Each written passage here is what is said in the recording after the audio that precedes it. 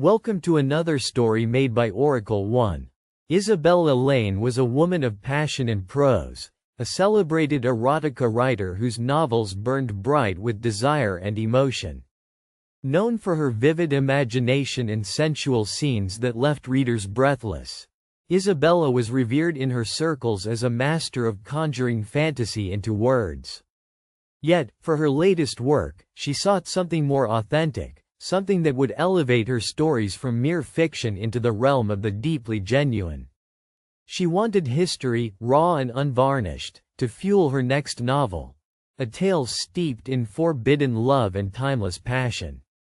Her research led her to the majestic St. Gabriel Library, a venerable institution nestled in the heart of Charleston, its towering shelves crammed with dusty tomes and fragile manuscripts from centuries past. The scent of old paper and leather filled the air, a sanctuary for scholars and seekers of knowledge alike. It was here, among the shadows of history, that Isabella expected to find the luscious inspiration she craved.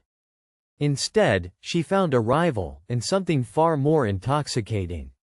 The moment Isabella encountered Dr. Thomas Everett, she was struck not only by his imposing stature and refined demeanor, but by the air of quiet intensity that surrounded him. He was a historian at the peak of his career, known for his meticulous research and reserved nature. His work focused on unearthing the social lives of the 18th-century elite, and he had published several acclaimed volumes on the subtle codes of romance and courtship in colonial America. Though his interests and methods seemed worlds apart from the sultry worlds Isabella inhabited, fate had other plans. Their paths crossed one rainy afternoon near the archives section, where Isabella had been poring over letters between clandestine lovers while Thomas was scrutinizing land deeds and personal diaries. She noticed him as he delicately turned a page in an aged journal, his brow furrowed in concentration. Intrigued by his solemnity and the rarity of such a serious scholar in this arena, Isabella couldn't help but break the silence.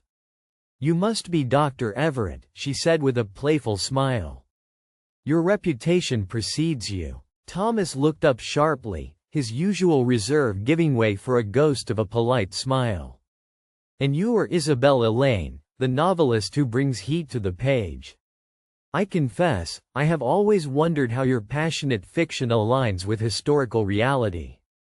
Isabella's eyes glittered. "Perhaps a bit too much for some tastes.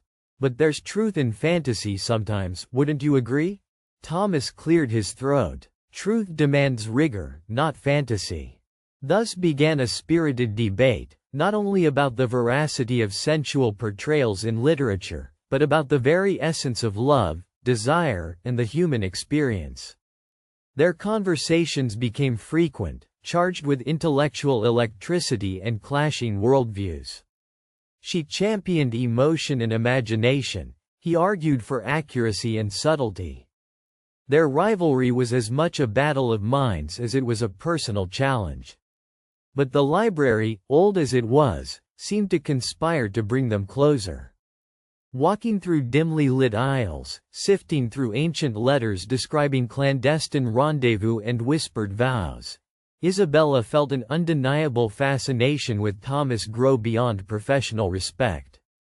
And Thomas, for all his scholarly detachment, found himself astounded by Isabella's fiery spirit and her ability to breathe vivid life into dusty chronicles. One particular afternoon, the atmosphere hung heavy like a summer storm.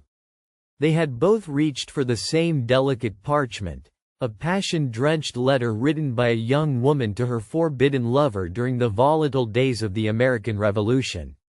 Their hands brushed, and the contact sent a jolt through the charged space between them.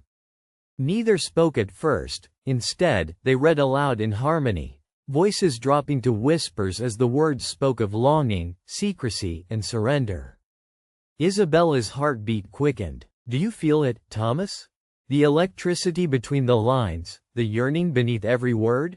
He studied her intently. "It's undeniable. History is not cold when love is involved.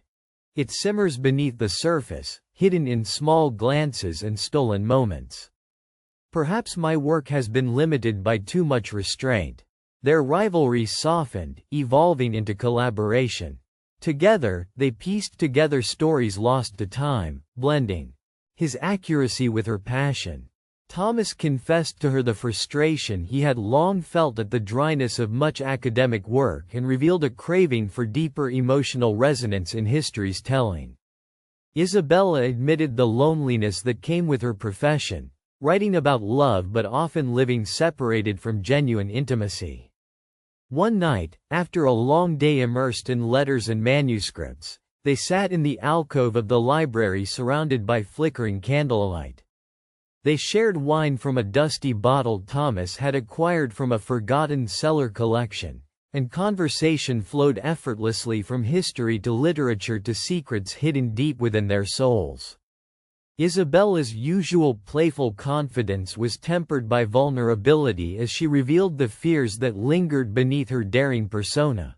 The fear that her imagination was a refuge from reality, not a bridge to it.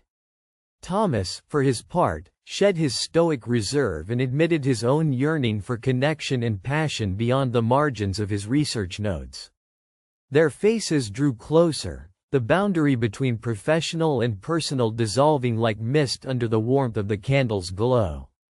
The library, witnessing centuries of whispered secrets and forbidden romances, seemed to pulse with their anticipation.